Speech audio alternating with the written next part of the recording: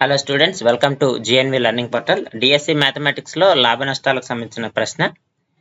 So ఒక company కిందటి నెల అమ్మకాల మొత్తము 98,700 రూపాయలు అయితే అదే మొత్తాన్ని 35% పెంచాలనుకుంటే అమ్మకాలు ఎంత అవుతాయని అడుగుతున్నారు. సో దీనికి కూడా సింపుల్. ఇక్కడ 98,700 అనేది 100%, ఈ నెలలో వచ్చినటువంటి అమ్మకాలు. అయితే వచ్చే నెలకు అమ్మకాల సంఖ్య ఎంత పెరగాలనుకుంటున్నారు?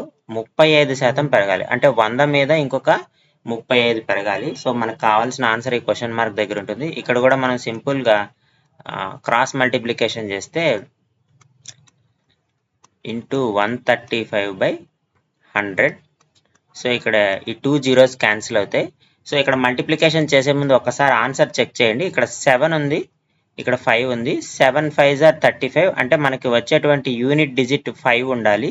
సో ఇచ్చిన ఆప్షన్స్లో 5 ఎక్కడ ఉందో చూడండి. ఇక్కడ 0 ఉంది, ఇక్కడ 0 ఉంది, ఇక్కడ 0 ఉంది. So one and only option C. So option C is the correct answer.